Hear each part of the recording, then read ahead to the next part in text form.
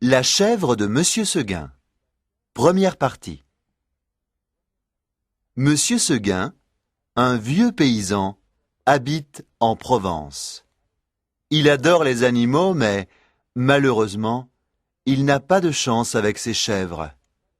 En effet, elles meurent toutes de la même manière.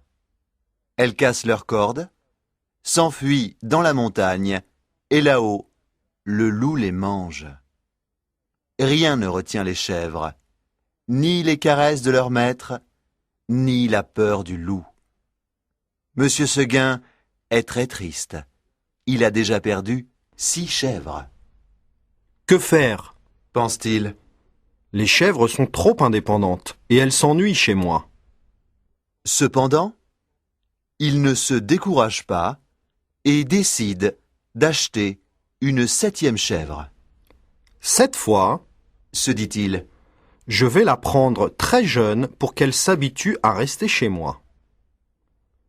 le paysan achète une nouvelle chèvre et l'installe dans son jardin.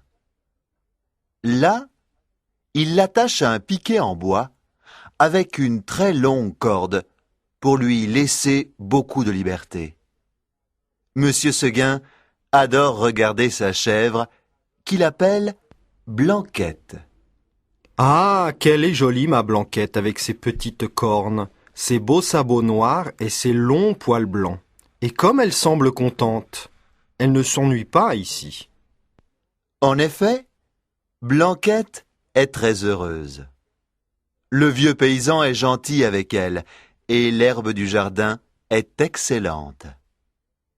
Un jour, cependant, la chèvre regarde la montagne et se dit « Comme on doit être bien là-haut. Je ne veux plus être attachée. Je veux courir dans les prés. » À partir de ce jour-là, Blanquette devient très triste et refuse de manger. Toute la journée, elle tire sur sa corde en direction de la montagne.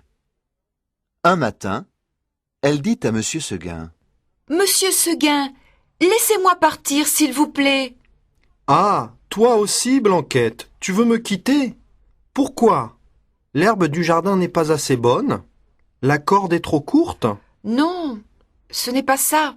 répond la chèvre. Je veux aller dans la montagne. Mais il y a le loup dans la montagne. S'exclame le vieux paysan. Il va te dévorer, comme il a dévoré la vieille Renaude. Ah, la pauvre, elle s'est battue avec lui toute la nuit. Mais Blanquette est très têtue, et l'histoire de la Renaude ne l'effraie pas. Moi, je n'ai pas peur du loup. Dit la chèvre. S'il vous plaît, Monsieur Seguin, laissez-moi aller dans la montagne.